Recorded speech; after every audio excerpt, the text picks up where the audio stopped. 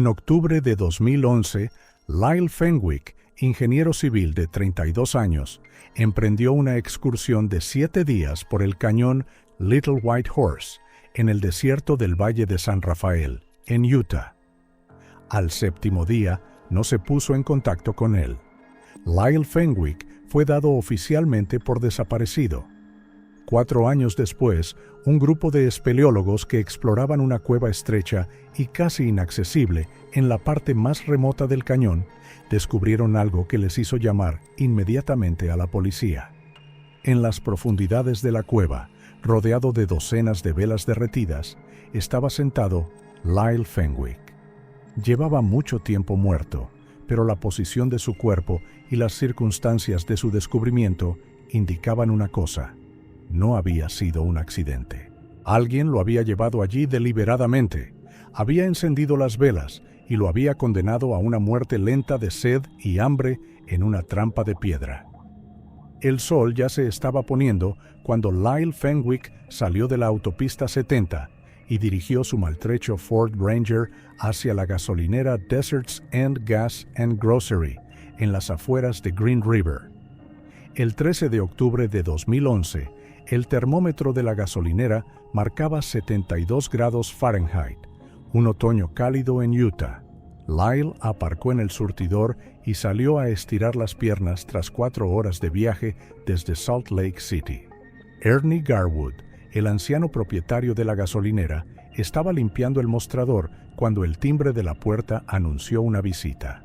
Lyle le saludó con la cabeza y se dirigió a las estanterías de raciones secas y agua. ¿Hasta dónde vas?, preguntó Ernie mientras el ingeniero colocaba sobre el mostrador 6 barritas energéticas, 2 botellas de agua y un mapa de la zona. Al Valle de San Rafael, Little White Horse Canyon, respondió Lyle. Llevo tiempo queriendo ir allí. Ernie negó con la cabeza. Es un lugar precioso, pero ten cuidado. Las previsiones anuncian lluvias para finales de semana. Esos cañones podrían inundarse en cuestión de minutos. Lo sé, Lyle pagó y cogió el cambio. Tengo un GPS, mapas y comida para 7 días. Volveré el próximo martes. Ernie asintió y le deseó suerte. A lo largo de los años, había visto a cientos de turistas en la única gasolinera a la entrada de la tierra desértica. La mayoría volvía, algunos no. A las 7 de la tarde, Lyle se detuvo en el motel de Swell Rest, un pequeño edificio con 12 habitaciones situado a 1,5 kilómetros de la gasolinera. La recepcionista, Sara, le dio las llaves de la habitación 3. El Wi-Fi es débil, pero funciona, advirtió cuando Lyle preguntó por internet. En la habitación, el ingeniero sacó su portátil y abrió su correo electrónico. Envió un correo electrónico a su hermano en Denver. Hola Mark, mañana por la mañana salgo para la ruta. Coordenadas del punto de partida: 38, 795, 110, 654. Luego seguiré el arroyo hasta la entrada del cañón principal de Little White Horse. Después subiré a la meseta y rodearé Cathedral Valley. Volveré dentro de 7 días. Si no tengo noticias suyas el martes por la noche, llame al servicio de guardabosques del condado de Emery. Lyle añadió un mapa detallado de la ruta y pulsó enviar. Luego cerró el portátil, se duchó y se fue a la cama. A las 6 de la mañana del 14 de octubre estaba en la carretera. 40 minutos más tarde, aparcó su camioneta en un pequeño aparcamiento de grava en la entrada del sendero. Se puso la mochila, consultó el GPS y empezó a adentrarse en el cañón. Una cámara de vigilancia del aparcamiento grabó: 8:17 a.m., 14 de octubre de 2011. Hombre con chaqueta gris y mochila entra en el sendero. Esta fue la última confirmación oficial de que Lyle Fenwick estaba vivo. 7 días después, a las 9:30 de la noche del 21 de octubre, Mark Fenwick llamó a la oficina del sheriff del condado de Emery. Le temblaba la voz. Mi hermano Lyle se fue de acampada a San Rafael hace una semana. Se suponía que volvería hoy y me llamaría. Llevo 8 horas sin poder localizarle. El oficial de guardia tomó nota de la información y prometió enviar una patrulla al aparcamiento. A las 9 de la mañana del 22 de octubre, 2 agentes del sheriff encontraron el Ford Ranger de Lyle en el mismo aparcamiento. El coche estaba cerrado y el interior estaba ordenado. En el asiento había un mapa abierto con una ruta trazada. No había teléfono, cartera, ni otros efectos personales en el coche.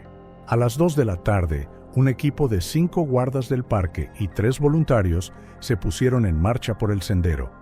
Buscaron por toda la ruta principal del cañón del Pequeño Caballo Blanco, pero no encontraron ningún rastro. Al día siguiente, 22 voluntarios más se unieron a la búsqueda. Divididos en grupos, peinaron tanto el sendero principal como los ramales laterales. La lluvia, que comenzó hacia el mediodía, se convirtió rápidamente en un aguacero. Los buscadores estaban empapados por el frío y el sheriff Mike Roderick frunció el ceño al mirar el radar meteorológico. «Si esto sigue así, tendremos que suspender la búsqueda hasta mañana», dijo al jefe de los guardas forestales, «y estas lluvias borrarán todos los rastros». A las 6 de la tarde, cuando el crepúsculo empezaba a envolver el cañón, los equipos regresaron a la base. Todos estaban mojados, sucios y deprimidos. Ni un solo rastro, ni una sola pista, como si a Lyle Fenwick se lo hubiera tragado el propio desierto. El sheriff Roderick se quedó mirando los oscuros y húmedos acantilados del Valle de San Rafael que se alzaban en la distancia. Un pensamiento le rondaba por la cabeza. «Chico, ¿dónde estás?». Intuyó que esta vez la búsqueda sería larga, pero ni en sus más oscuras predicciones podía prever que la pista aparecería solo 4 años después y que sería mucho más terrible de lo que nadie hubiera podido imaginar. El amanecer del 23 de octubre de 2011 trajo aire frío y claro al cañón del Valle de San Rafael tras una noche de lluvia. La operación de búsqueda comenzó con renovado vigor, con rescatadores de los condados vecinos uniéndose al equipo y un helicóptero militar de la Guardia Nacional de Utah planeando sobre las rocas rojas. El sheriff Roderick se situó en un puesto de mando cerca del aparcamiento y observó un mapa de la zona. «Aquí hay miles de hectáreas de terreno desértico», dijo a su ayudante. «Si se desvió de la ruta, podría haber acabado en cualquier sitio». El helicóptero avisó por radio. «Tierra, aquí Sokol 3. Estamos sobre la parte central del cañón Little White Horse. La visibilidad es buena, pero estas formaciones rocosas crean muchas zonas de sombra.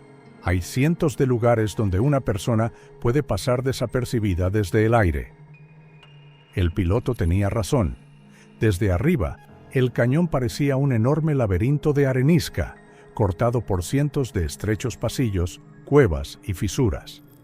En algunos lugares, las rocas se elevaban hasta una altura de 300 pies, creando profundas sombras incluso en un día luminoso. «Entendido, Halcón 3», respondió el despachador. «Muévanse más hacia el este, a la zona del Dragón Negro». Mientras tanto, los equipos de tierra registraron metódicamente todos los rincones disponibles de la ruta principal. 4 perros de búsqueda, entrenados especialmente para encontrar personas, olfatearon cada roca y arbusto, pero el viento, que cambiaba constantemente de dirección en los cañones, y la lluvia de ayer casi destruyeron todos los olores. En el tercer día de búsqueda, el 25 de octubre, uno de los voluntarios, Jason Miller, un escalador experimentado, notó algo antinatural pegado en un arbusto espinoso de creosota a la entrada de una de las grietas laterales del cañón. «¡Tengo algo!», exclamó acercándose con cautela al hallazgo. Era un pequeño trozo de cordón azul marino, de los que se suelen utilizar para atar las botas de montaña.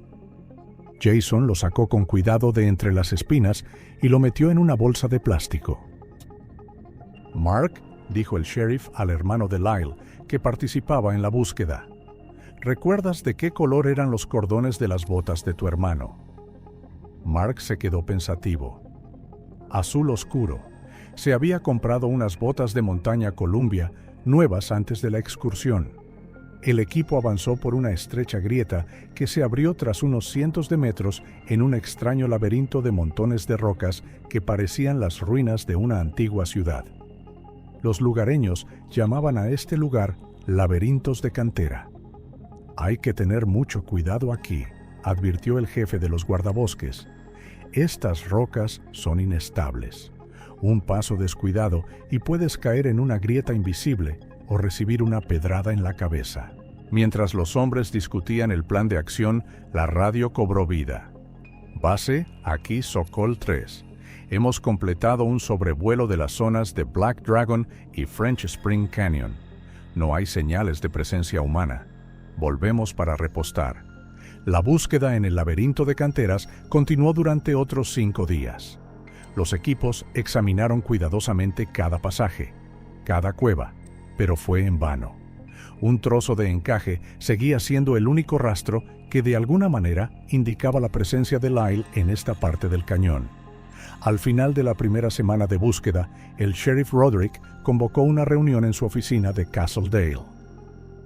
«Hemos buscado en más de 40 millas cuadradas de territorio», resumió, mirando las caras cansadas de los presentes, «con más de 70 personas, 4 perros y un helicóptero. Y solo hemos encontrado un trozo de encaje que podría haber pertenecido a cualquiera». «¿Y ahora qué?», preguntó Mark Fenwick en voz baja. El sheriff suspiró. «Continuaremos la búsqueda una semana más, pero si no encontramos nada, tendremos que reducir la operación». Y así fue. Tras 2 semanas de búsqueda activa, la mayoría de los voluntarios se marcharon. Solo quedaron los guardas forestales profesionales y los amigos y parientes más cercanos de Lyle.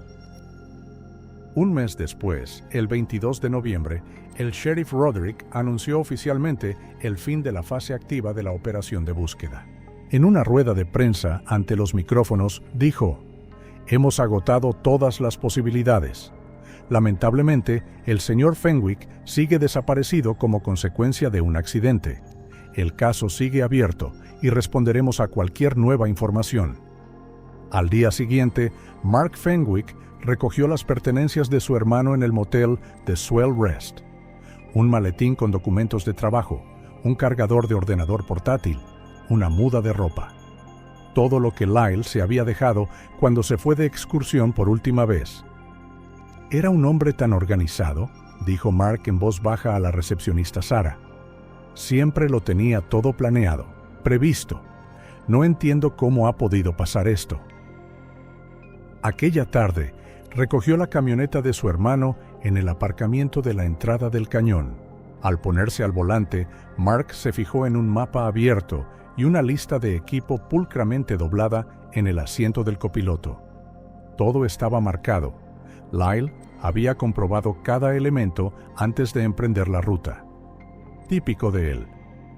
Por la noche, cuando Mark regresaba a Denver, se desató una fuerte tormenta sobre el desierto del Valle de San Rafael. La lluvia arreció, borrando de las rocas y el suelo los últimos rastros posibles del desaparecido. El caso de Lyle Fenwick fue archivado en la oficina del sheriff del condado de Emery con una nota: «Persona desaparecida, presuntamente mortal». En un cajón frío de un armario metálico, esperó durante 4 largos años antes de que un espantoso descubrimiento, realizado por espeleólogos, obligara a reabrir el caso. El 23 de mayo de 2015, 4 espeleólogos aficionados de la Universidad de Utah, Alex Foster, Jane Lee, Michael Rivers y David Clark, recibieron permiso para cartografiar un remoto sistema de cuevas en la zona de Quarry Labyrinths. La expedición formaba parte de su proyecto de investigación sobre la geomorfología de los cañones de Utah. «Vamos a centrarnos en el sistema de Devil's Pass», explicó Alex, un estudiante de licenciatura en geología de 25 años, mientras se ponía delante del guarda forestal que le expedía el permiso. «Es una sección poco estudiada, con pasadizos estrechos y varias salas medio sumergidas». El guarda forestal, Tom Wilson, miró al grupo con desconfianza. «¿Están seguros de que quieren entrar ahí?», Incluso nuestros equipos de búsqueda y rescate rara vez se aventuran en esa parte del cañón. La zona es muy peligrosa. Tenemos experiencia, le aseguró Jane, mostrándole sus certificados de la Asociación de Espeleología, y seguiremos todos los protocolos de seguridad. 2 días después, a las 8 de la mañana, el grupo se dirigió a la cueva. La temperatura del aire subió rápidamente, alcanzando los 85 grados Fahrenheit al mediodía. Los espeleólogos, vestidos con monos especiales, cascos protectores con linternas y mochilas llenas de equipo, avanzaron lentamente por el suelo del cañón. «La entrada debe de estar por aquí», dijo Alex, consultando su GPS. Tras 20 minutos de búsqueda, Michael divisó un estrecho hueco entre 2 gigantescos bloques de arenisca. «Creo que es aquí», iluminó el interior con su linterna. «Veo una repisa de roca que baja». Uno a uno, se colaron por la abertura y se encontraron en una pequeña cueva. Desde allí, un estrecho túnel conducía a una mayor profundidad. Después de 3 horas de descenso cauteloso, escurriéndose por grietas apenas tan anchas como el hombro de un adulto y cruzando varias zonas medio inundadas, llegaron a un cruce. «Según el plan», dijo Alex, desplegando el mapa que habían dibujado mientras avanzaban, «deberíamos explorar el túnel de la izquierda. Debería conducir a una gran sala». «¿Y el de la derecha?», preguntó David, alumbrando con la linterna el estrecho pasadizo. «No estoy seguro. En los mapas antiguos aparece como un callejón sin salida». David vaciló. «Creo que deberíamos comprobarlo, en aras de la integridad». Alex estuvo de acuerdo y David se metió lentamente en el túnel de la derecha. Este pasadizo era aún más estrecho que los anteriores y en algunos tramos tuvieron que arrastrarse. Al cabo de 10 metros, el túnel desembocaba en un callejón sin salida, una pequeña cueva de unos 2 por 3 metros. David estaba a punto de dar media vuelta cuando el haz de su linterna captó algo antinatural en la esquina. Se acercó y el corazón le dio un vuelco. En el rincón más alejado de la cueva, apoyado contra la pared, estaba el esqueleto de un hombre con lo que quedaba de su ropa.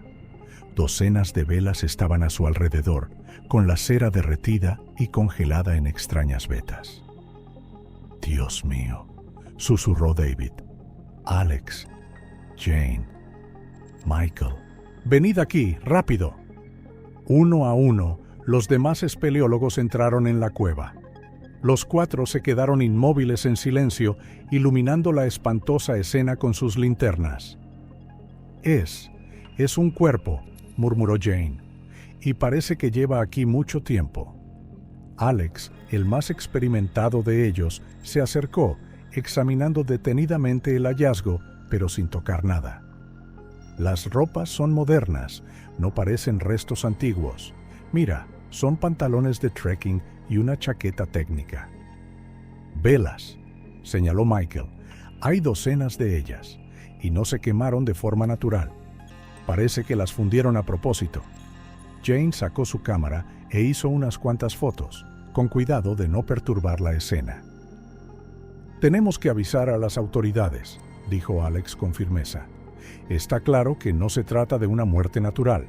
Salieron de la cueva rápida pero cuidadosamente, con cuidado de no destruir ninguna prueba potencial. Cuando por fin salieron, ya era de noche». Alex sacó su teléfono por satélite. «Servicios de emergencia. Soy Alex Foster, espeleólogo de la Universidad de Utah. Hemos encontrado restos humanos en el sistema de cuevas del Paso del Diablo, en el Cañón de San Rafael. Las coordenadas». 40 minutos después de la llamada, el guarda forestal Tom Wilson y el ayudante del sheriff Ryan Clark llegaron al lugar. Escucharon atentamente el relato de los espeleólogos, examinaron las fotos e inmediatamente informaron del descubrimiento al sheriff del condado de Emery, Bill Henderson, que sucedió a Mike Roderick hace 2 años. «Quedaos aquí y mostradnos el lugar exacto mañana por la mañana», dijo el ayudante del sheriff. «El cuerpo lleva allí mucho tiempo. Una noche no cambiará nada». A la mañana siguiente llegó al cañón un equipo de investigación completo. El sheriff Henderson, 2 detectives de la unidad de delitos graves, un forense y 3 médicos forenses. La cueva es muy estrecha, advirtió Alex, y solo cabe una persona a la vez, y no de cualquier complexión. La detective Martha Craig, una cuarentona de mirada penetrante, asintió. Tendremos que turnarnos, pero primero quiero saber, ¿tocaste algo dentro? No, le aseguró Alex. Hicimos unas cuantas fotos y nos fuimos inmediatamente. El equipo de investigación inició un lento y metódico descenso por la cueva. Para muchos de ellos era la primera vez que practicaban espeleología y les llevó el triple de tiempo del que les habría llevado a espeleólogos experimentados. Finalmente, el detective Craig, que avanzaba primero, llegó al fatal callejón sin salida. El cuerpo estaba apoyado contra la pared, con las piernas estiradas hacia adelante. Tenía las manos en el regazo. La ropa se había descompuesto considerablemente a lo largo de los 4 años, pero aún era posible distinguir una chaqueta azul oscuro y unos pantalones caqui. A su lado había una mochila maltrecha. Lo más inquietante eran las decenas de velas que rodeaban el cadáver. Estaban dispuestas en semicírculo y todas, sin excepción, tenían la parte superior extrañamente fundida, como si alguien las hubiera encendido al mismo tiempo y luego las hubiera apagado bruscamente o fundido con fuego desde arriba. «Dios mío», susurró el detective Craig, «¿qué ha pasado aquí?» El forense, el doctor Ramírez, se acercó con cautela al esqueleto. «Puedo decirle que el cuerpo llevaba aquí varios años. Los tejidos se han descompuesto casi por completo, de forma natural». El equipo forense empezó a fotografiar la escena, marcando cuidadosamente cada detalle para su posterior análisis. «Detective, mire aquí», señaló uno de ellos la mochila, «los documentos». En el bolsillo lateral de la mochila se encontró una cartera con un carné de conducir. El nombre que figuraba en el carné sorprendió a todos. Lyle Fenwick, leyó Craig. Fecha de nacimiento. Es el mismo tipo que buscaban hace 4 años. El sheriff Henderson se secó la frente sudorosa. Jesús. Pensábamos que se había caído por algún barranco o que se lo había llevado la lluvia. Pero siempre estuvo aquí. Sí, respondió Craig sombríamente, mirando alrededor de la extraña escena. Pero estoy seguro de una cosa. No se perdió y murió sin más. Alguien puso estas velas allí. Alguien creó este teatro.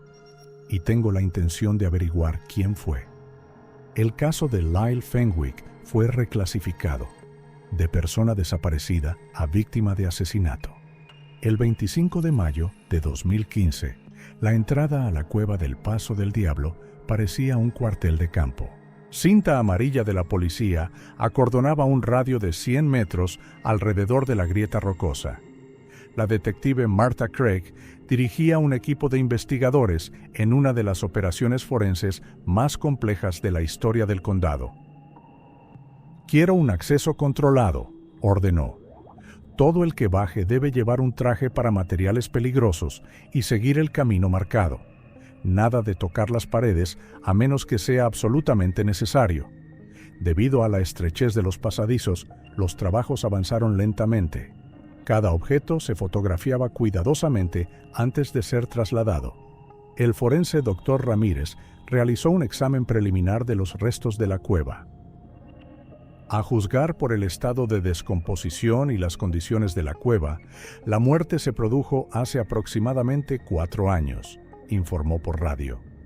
No hay fracturas óseas evidentes ni otras lesiones visibles a simple vista. ¿Causa de la muerte?, preguntó Craig. Preliminar, agotamiento y deshidratación. No hay signos de juego sucio, pero se requiere un análisis de laboratorio completo. El forense James Wu examinó detenidamente las velas. «Son todas del mismo tamaño y composición», dijo. «Velas de parafina ordinarias que se pueden comprar en cualquier supermercado. Hay unas 43». «¿43? Volvió a preguntar Craig. ¿Por qué un número tan extraño? No lo sé, respondió Wu, pero forman un semicírculo casi perfecto alrededor del cuerpo. Y todas tienen el mismo patrón de fusión. Se les prendió fuego al mismo tiempo y luego la parte superior se fundió a propósito. Bajo la dirección de Craig, los investigadores examinaron metódicamente cada centímetro cuadrado de la cueva. «Sacad del cuerpo el último», ordenó, «y todas las pruebas físicas primero». La mochila de Lyle resultó ser el hallazgo más informativo. No contenía comida, ni agua, ni GPS, ni linterna. Nada que pudiera haberle ayudado a sobrevivir. Pero sus efectos personales permanecían intactos.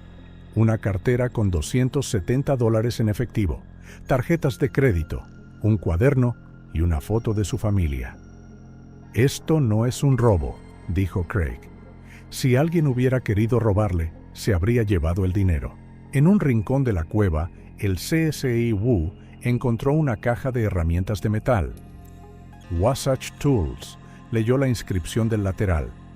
Guardó cuidadosamente el hallazgo en una bolsa de pruebas, habiendo tomado previamente muestras de la sustancia resinosa desconocida que se encontraba en el interior. Cuando por fin el cuerpo estuvo listo para ser transportado, el doctor Ramírez realizó un último examen in situ. No estaba atado ni sujeto, concluyó. La postura indica que simplemente se sentó y esperó a morir. En una cueva de muy difícil acceso, añadió Craig, y con estas velas. ¿Fue un ritual? ¿Un suicidio? ¿O un asesinato?, añadió Ramírez en voz baja. Alguien pudo traerle aquí, dejarle sin medios de supervivencia y sellar la salida. Evacuar el cadáver se convirtió en una operación logística aparte. Hubo que diseñar camillas especiales para que cupieran por las partes más estrechas de la cueva. El equipo tardó 4 horas en llevar los restos de Lyle Fenwick a la superficie. Esa tarde, el sheriff Henderson celebró una reunión en el cuartel general improvisado. «¿Qué sabemos?», preguntó, mirando las pruebas que se habían recogido. «Lyle Fenwick murió de deshidratación e inanición», respondió Craig. Estaba en una cueva en la que es extremadamente difícil entrar por accidente. Se colocaron velas y se encendieron a su alrededor. Sus objetos personales de valor no fueron robados, pero todo lo que podría haberle ayudado a sobrevivir había desaparecido. Está claro que no fue un accidente. «¿Teorías?», preguntó el sheriff. «¿Suicidio?», sugirió uno de los detectives. «¿Quizá estaba deprimido?». Craig negó con la cabeza. «¿Por qué ir tan lejos? Esta es una de las cuevas más inaccesibles de la región. Y estas velas. No, algo no está bien aquí». «Así que es asesinato», concluyó el sheriff Henderson. «Alguien lo llevó a la cueva o lo atrajo hacia ella. Le quitó sus medios de supervivencia. Tal vez realizó este extraño ritual con velas. La pregunta es, ¿quién y por qué?». «Tengo la intención de averiguarlo», dijo Craig con firmeza. «Sugiero que empecemos por su vida personal y profesional. Investigaremos a cualquiera que pudiera tener motivos para hacerle daño». El sheriff asintió. «Esto se clasifica oficialmente como una investigación de asesinato. Marta, tú estás al mando. Trae todos los recursos que necesites». Craig echó un último vistazo a las fotos de la cueva. Una escena espantosa con velas derretidas alrededor de un hombre abandonado a su suerte en la más absoluta oscuridad y silencio. «Alguien te odiaba mucho, Lyle Fenwick», susurró, «y voy a averiguar quién fue». Martha Craig y su compañero, el detective Paul Donovan, estaban en un avión con destino a Salt Lake City. El ordenador portátil que tenían sobre la mesa mostraba un expediente sobre Lyle Fenwick, un ingeniero civil de 32 años, cuyos restos habían descubierto en una cueva a cientos de kilómetros de su casa. Entonces, Wasatch Constructors, leyó Craig, trabajó allí 6 años como ingeniero de proyectos, soltero, sin hijos. Su pariente más cercano es su hermano Mark, en Denver. Ya me he puesto en contacto con su hermano, dijo Donovan. Está conmocionado. Creía que Lyle había muerto en un accidente en el cañón. ¿Y el motivo de la excursión? ¿Por qué fue solo a un lugar tan remoto? Según su hermano, a Lyle le encantaban las caminatas solitarias, una forma de aliviar el estrés, aunque mencionó algo sobre problemas con un cliente antes de partir. El 26 de mayo, a las 10 de la mañana, los detectives llegaron a la oficina de Wasatch Constructors, un moderno edificio de cristal y hormigón en el distrito comercial de Salt Lake City. Soy Helen Wallace, directora general, se presentó una mujer delgada y de mediana edad. Nos ha conmocionado la noticia sobre Lyle.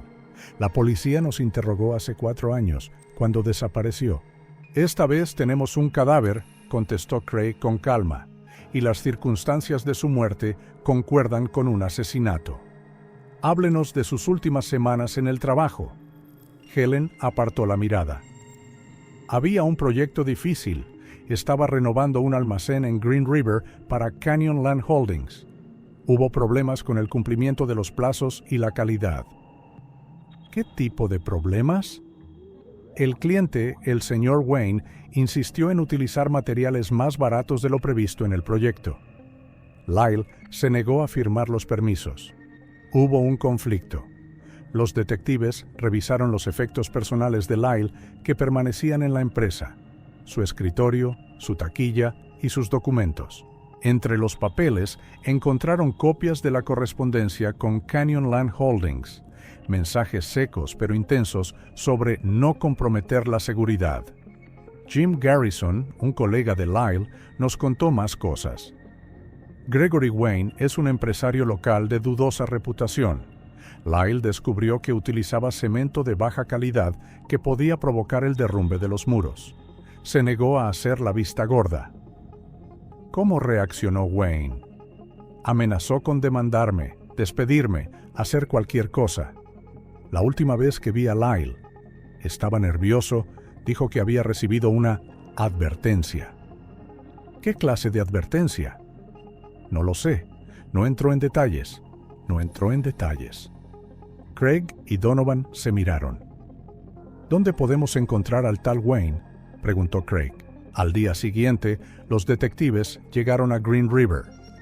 Canyon Land Holdings se encontraba en una pequeña oficina de la calle principal. Gregory Wayne, un hombre corpulento de unos 50 años, pelo canoso y mirada fría, los recibió sin entusiasmo.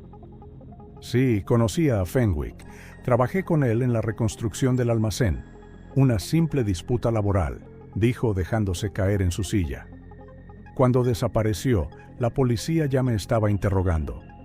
Y ahora lo hemos encontrado muerto, replicó Craig, en circunstancias muy extrañas. Wayne se encogió de hombros. Qué triste, pero ¿qué tiene eso que ver conmigo?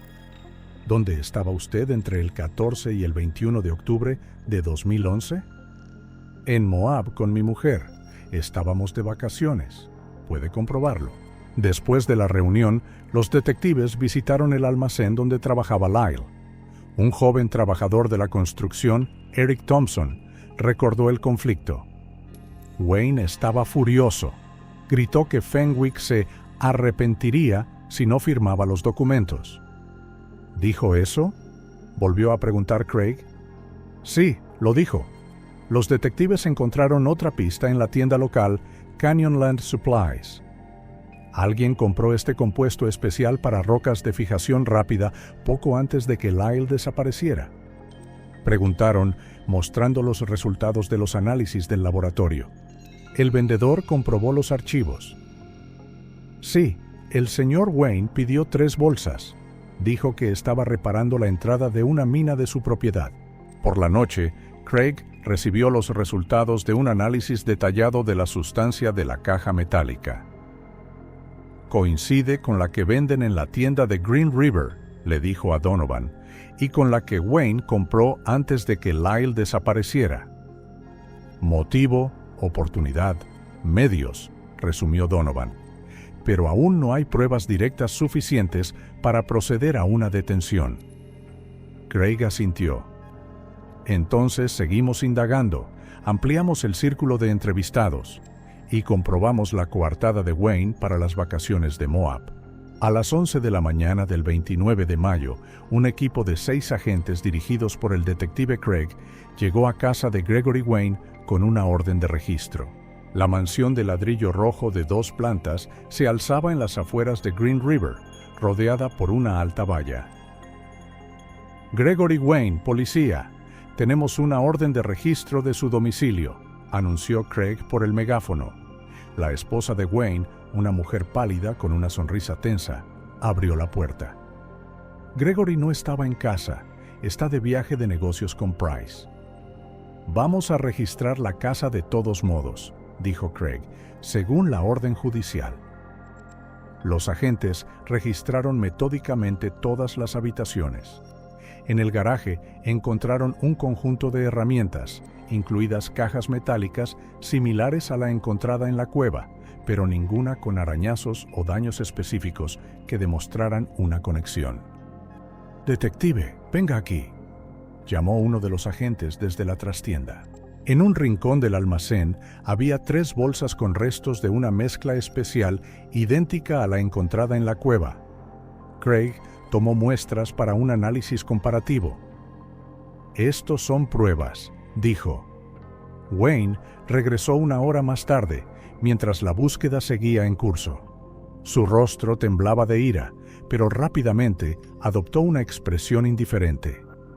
«Esta mezcla», respondió con calma a la pregunta, «la utilizo para reforzar los trabajos de las antiguas minas de mi propiedad. Cualquiera que conozca la zona confirmará que se trata de una práctica habitual». «¿Dónde estaba usted cuando desapareció Lyle Fenwick?», preguntó Craig. «Estaba de vacaciones con mi mujer en Moab. Nos alojamos en el Motel River Canyon. Comprueba sus registros». La mujer de Wayne confirmó la coartada, pero había algo en sus ojos que delataba incertidumbre. Al día siguiente, Craig encontró a un antiguo empleado de Wayne, John Simmons. «Sí, trabajé para él en 2011», dijo Simmons, mecánico del taller de reparación de automóviles. La semana en que desapareció el ingeniero, recuerdo que Wayne habló de ir a Moab, pero desapareció definitivamente durante 1 o 2 días. Dijo que iba a explorar nuevos cotos de caza. ¿Cazaba a menudo en el Valle de San Rafael? Cada temporada. Conocía esos lugares como la palma de su mano. Más tarde, en la oficina del sheriff, Craig y Donovan discutieron la estrategia. «Tenemos un motivo», dijo Craig. Wayne estaba enfadado con Lyle por el proyecto, amenazándole. Existe la posibilidad de que conociera bien la zona, y hay una coartada dudosa. «Pero las pruebas directas no bastan para hacer un arresto», replicó Donovan. «El compuesto fijador se vende en todas las ferreterías». «Entonces vamos a crear presión», decidió Craig. «Haremos otro interrogatorio, pero con nueva información. Lo pondremos nervioso». Ese mismo día, Wayne fue citado en la oficina del sheriff. Craig se sentó frente a él y puso unas fotos de la cueva sobre la mesa. «¿Sabe qué es lo interesante de este caso, señor Wayne?», empezó. «Estas velas, 43 velas dispuestas en semicírculo, todas fundidas de la misma manera». Wayne se quedó mirando la foto en silencio. «Y la caja de metal», continuó. «Tan especial, con restos de una mezcla especial. El laboratorio ha identificado la composición química exacta, muy específica». «¿A dónde quiere llegar, detective?», preguntó Wayne con frialdad. «Creo que atrajiste a Fenwick a la cueva. Tal vez amenazó con exponer su fraude con los materiales. Le quitaste la comida, el agua, la linterna, todo lo que necesitaba para sobrevivir. Encendiste velas para mostrarle lo despacio que se apaga la luz, y lo dejaste morir». Wayne mantuvo la calma. «Es una historia fantástica. ¿Dónde están las pruebas?».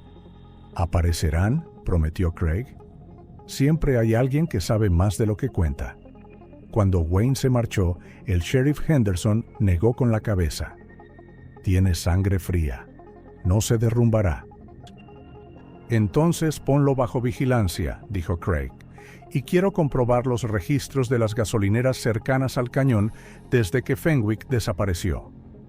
Los detectives se dirigieron a la gasolinera Deserts End Gas and Grocery.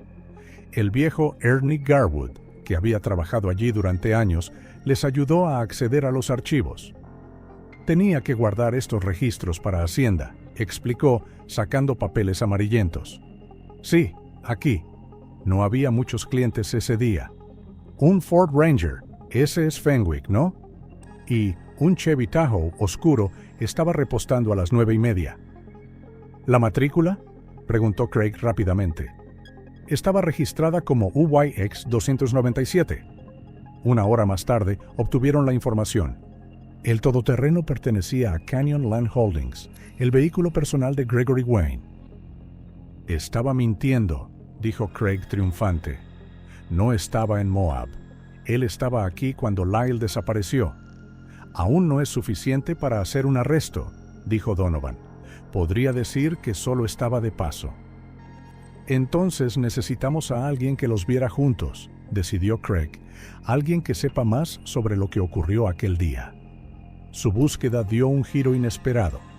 El propietario del motel de Swell Rest recordó que el día anterior a la desaparición de Lyle, Wayne había entrado para preguntar por nuevos huéspedes. Preguntó si teníamos alojado a un ingeniero de Salt Lake City, dijo el propietario, y en aquel momento no le di mucha importancia. Estaba cazando a Fenwick, dijo Craig, siguiéndole la pista.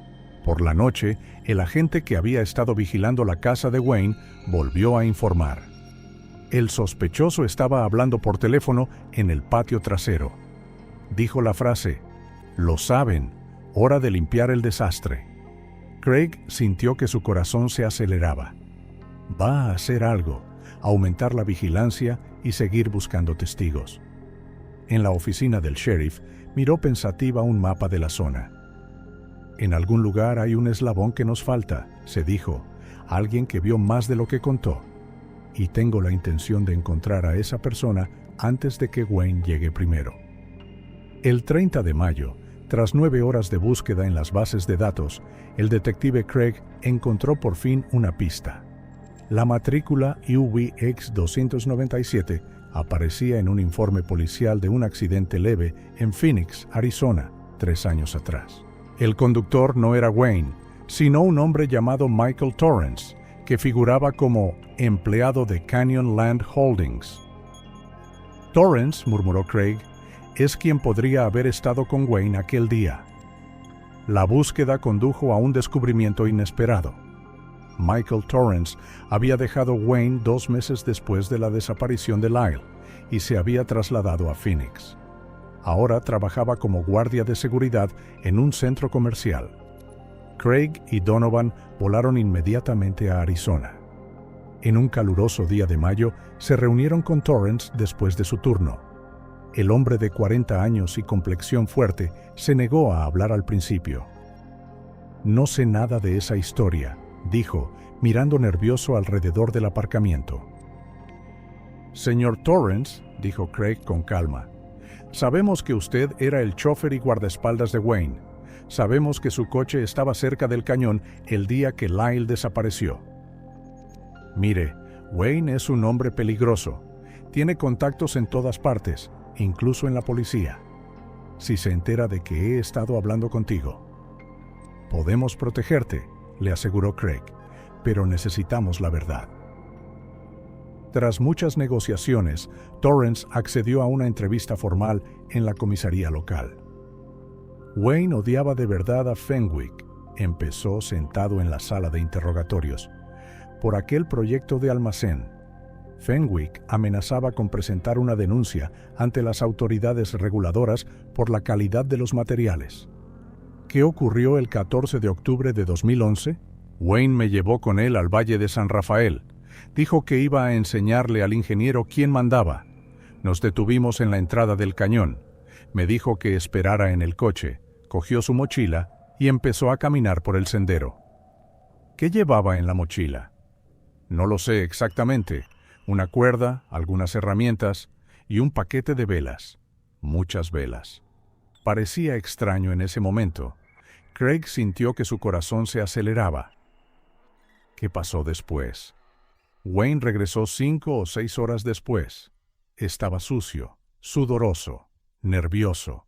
Su mochila estaba vacía. Me dijo que no dijera nada a nadie.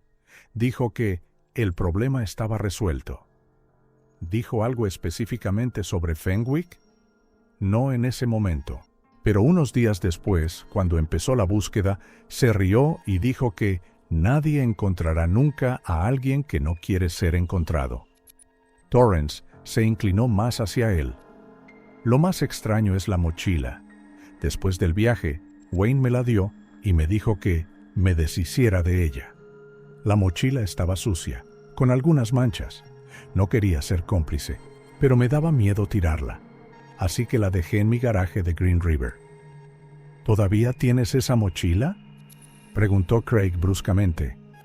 Sí, cuando me mudé, me la llevé conmigo. Está en mi armario. Nunca se sabe lo que se puede necesitar como prueba, por si acaso. 2 horas más tarde, los detectives estaban en el pequeño apartamento de Torrance. Sacó una vieja mochila caqui del armario de atrás. «Toma», dijo, «no he tocado nada». Craig cogió con cuidado la mochila, la metió en una bolsa de pruebas y la envió al laboratorio. Los resultados del análisis forense llegaron a la mañana siguiente. En el interior de la mochila encontraron partículas microscópicas de cera de composición idéntica a la de las velas de la cueva. Y lo que es más importante, encontraron fibras de tejido que coincidían con la chaqueta de Lyle Fenwick. «Es una conexión directa», dijo Craig triunfante al sheriff Henderson. «La mochila de Wayne contiene pruebas de su presencia en esa cueva». «¿Es suficiente para una orden de arresto?», preguntó el sheriff. «Absolutamente», asintió Craig. El testimonio de Torrance, la mochila de pruebas, las mentiras de Wayne sobre su paradero. Todo está encajando. Henderson firmó la orden. «Vea por él, pero ten cuidado, es peligroso». Ese mismo día, un equipo de 6 agentes rodeó la casa de Wayne. La operación fue rápida. Detuvieron al sospechoso de camino a casa. Wayne pareció conmocionado al principio, pero enseguida se serenó. «Estáis cometiendo un grave error», dijo fríamente mientras le esposaban. «Mis abogados harán que te molan a palos». En comisaría, Craig llevó a cabo un interrogatorio formal. Wayne se mostró confiado, negando todas las acusaciones, pero cuando puso las fotografías de las pruebas sobre la mesa y leyó el testimonio de Torrance, su compostura flaqueó. «Torrance, esa rata», siseó, «no sabe nada. Sabe lo de la mochila con las velas. Sabe que estuviste en el cañón aquel día». El detective empezó a presionar metódicamente, describiendo los detalles del hallazgo en la cueva, la ubicación de las velas, la postura del cuerpo, los signos de muerte lenta por deshidratación. Con cada detalle, Wayne palidecía más y más. «Basta», susurró finalmente. «Cuéntame qué ha pasado», sugirió Craig. «Es tu única oportunidad de conseguir una conmutación». Wayne guardó silencio durante muchos minutos. Luego suspiró y empezó a hablar. «No planeaba matarlo», dijo en voz baja. «Solo quería asustarlo para que firmara los papeles. Sabía que estaría en el cañón. Pregunté en el motel. Lo encontré en el sendero». «¿Y qué pasó?» «Tuvimos una pelea. Me amenazó de nuevo con inspecciones y multas. Dijo que destruiría mi negocio». Wayne guardó silencio. «Le pegué. Se cayó. Me entró el pánico. Lo llevé a una cueva que conocía bien. Le empujé dentro y bloqueé la entrada con una piedra, asegurándola con la mezcla». «¿Y las velas?», preguntó Craig, sintiendo que ocultaba algo. «Estaban en su mochila. Yo las tiré dentro de la cueva y las encendí. No quería que estuviera a oscuras». Wayne evitó su mirada. «Pensé que encontraría una salida o que lo encontrarían. No quería que muriera». Craig no le creía, pero tenía suficiente con acusarle. Gregory Wayne queda detenido por el asesinato en primer grado de Lyle Fenwick, anunció oficialmente. Mientras los agentes llevaban a Wayne a una celda, Craig permaneció en la sala de interrogatorios, mirando las fotos de la cueva. 43 velas, derretidas de una forma especial. Wayne no había dicho toda la verdad, pero lo que saben es suficiente. La sala del Tribunal del Condado de Emery estaba abarrotada. El 4 de febrero de 2016 comenzó el juicio de Gregory Wayne. El retraso de 8 meses entre la detención y el juicio dio tiempo a los abogados para prepararse, a los fiscales para reunir pruebas adicionales y a la prensa para convertir el caso en una sensación. El detective Craig, sentado en primera fila, observó cómo Wayne, vestido con un traje caro, entraba en la sala acompañado de 2 guardaespaldas. Había adelgazado, pero se comportaba con seguridad. Sus abogados habían presentado 6 peticiones de anulación de la detención y libertad bajo fianza. Todas fueron rechazadas. Atención, se abre la sesión del Tribunal del Condado de Emery en el caso del estado de Utah contra Gregory Wayne, anunció el alguacil. El juez Robert Gill, un veterano de 65 años en el sistema judicial, miró severamente al público. Les recuerdo a todos que guarden silencio. Fiscal Murphy, puede comenzar su alegato inicial. El fiscal Paul Murphy, un hombre alto de sienes canosas, se puso en pie. Señoría, miembros del jurado, hoy juzgamos un crimen atroz. Gregory Wayne, impulsado por la codicia y la ira, atrajo a Lyle Fenwick a una cueva remota, le arrebató todos sus medios de supervivencia y lo condenó a una muerte lenta y agonizante. La defensa estuvo representada por James Simmons, abogado conocido por sus exitosos casos de asesinato. Señoras y señores del jurado, mi cliente admite que tuvo un conflicto con el señor Fenwick. Admite que lo dejó en la cueva tras una discusión, pero no tenía intención de matarlo. Fue un accidente, un trágico error, pero no un asesinato premeditado. El tribunal escuchó a los testigos durante 3 semanas. El primero en hablar fue Michael Torrance. Wayne estaba obsesionado con la venganza. Dijo que Fenwick destruiría su negocio. Dijo que borraría la sonrisa de la cara de ese ingeniero engreído. Cuando se le pidió a Torrance que describiera los acontecimientos de aquel fatídico día, describió con detalle cómo Wayne se había llevado una mochila con objetos extraños, cómo regresó unas horas después, sudoroso y en silencio. Me dijo que olvidara todo lo que había visto. Cuando empezó la búsqueda, se rió y dijo que nadie encontrará nunca a este empollón. El forense James Wu presentó los resultados del examen de la mochila encontrada a Torrance. Dentro encontramos partículas de cera idénticas a las velas de la cueva. También encontramos microfibras de tejido que coinciden exactamente con la chaqueta de la víctima. Esto vincula sin duda al propietario de la mochila con la escena del crimen. El doctor Ramírez, experto forense, describió detalladamente la muerte de Lyle. La falta de agua y comida provocó un agotamiento gradual del cuerpo. El proceso duró al menos 4 o 5 días. La conciencia se mantuvo hasta las últimas horas de su vida. Fue una muerte lenta y dolorosa. Cuando el fiscal preguntó por las velas, el experto respondió: su ubicación y la forma en que fueron fundidas indican una naturaleza ritual. No se hizo para encenderlas. Era como una cuenta atrás. Mark Fenwick, hermano de Lyle, testificó con lágrimas en los ojos. Mi hermano era un hombre honesto. Solo hacía su trabajo, no comprometía la calidad ni la seguridad. Y por eso fue condenado a una muerte tan horrible. Finalmente, llegó el momento del testimonio de Gregory Wayne. Contra el consejo de sus abogados, decidió hablar. Sí, encontré a Fenwick en el cañón, comenzó. Tuvimos una pelea. Lo golpeé y se cayó. Me asusté y lo llevé a una cueva que conocía. Sí, bloqueé la entrada. Sí, tiré velas encendidas dentro, pero no quería matarlo. Pensé que encontraría otra salida o que alguien le encontraría. ¿Por qué 43 velas? preguntó el fiscal. Wayne guardó silencio. ¿Por qué las fundió de una manera especial? ¿Era algún tipo de ritual? Simplemente las encendí y las tiré, respondió. En su alegato final, el fiscal hizo hincapié en la premeditación de los actos. Gregory Wayne tenía un motivo, la venganza. Tenía un plan. Encontró a Fenwick en el cañón y preparó la cueva. Cogió los medios de supervivencia, encendió velas en un extraño ritual y dejó que el hombre muriera lentamente. No fue un acto impulsivo, fue un asesinato premeditado y brutal. La defensa insistió en que no hubo premeditación.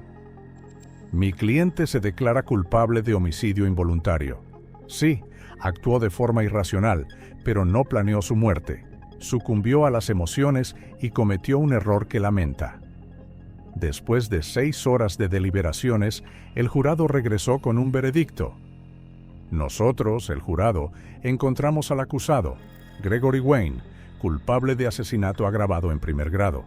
El juez Gill anunció el veredicto una semana después. En vista de la extrema crueldad del delito, la naturaleza premeditada de los actos y la falta de remordimiento, el tribunal le condena a cadena perpetua sin libertad condicional. Wayne permaneció inmóvil mientras lo sacaban de la sala. Martha Craig lo observaba, pero no se sentía satisfecha por la victoria, sino devastada. Incluso después de su confesión, incluso después de su sentencia, Wayne nunca reveló el verdadero motivo de sus acciones. ¿Por qué las velas? ¿Por qué 43? ¿Por qué el carácter ritual? Una semana después del veredicto, Craig visitó a Mark Fenwick, que estaba en Green River para arreglar los asuntos de su hermano. «Tenemos justicia», le dijo, «pero es un alivio». Mark negó con la cabeza. «No dejo de pensar, ¿por qué no intentó salir Lyle? Era un excursionista experimentado. ¿Por qué no utilizó las velas como herramienta? ¿Por qué no se sentó allí? Tal vez la entrada estaba bien cerrada. Quizá Wayne había hecho algo más que no había admitido». «Quizá», dijo Mark en voz baja, «pero ahora nunca lo sabremos». Más tarde, aquella misma noche, de pie sobre un afloramiento rocoso que dominaba el cañón del Valle de San Rafael, Craig contempló la puesta de sol tras las rocas rojas. El viento silbaba entre las rocas, creando un sonido parecido a un suave gemido. A medida que la luz del sol se desvanecía y crecía la oscuridad, Craig no pudo evitar pensar en Lyle, sentado en la oscuridad total, viendo cómo se apagaban una a una las velas, sus últimas compañeras antes de encontrarse con la muerte. El caso estaba cerrado. El asesino había sido condenado. Pero el cañón aún guardaba sus secretos. Estaba aquí mucho antes que las personas y permanecerá después de ellas, majestuoso e indiferente a las tragedias humanas. Para el cañón, la historia de Lyle Fenwick fue solo un breve episodio en la eternidad. Otra alma engullida por las rocas rojas y el silencio sin límites del Valle de San Rafael. El detective echó un último vistazo a la entrada del cañón y se dirigió al coche. Se hizo justicia, pero la paz nunca volvió. Algunas preguntas quedarán sin respuesta para siempre.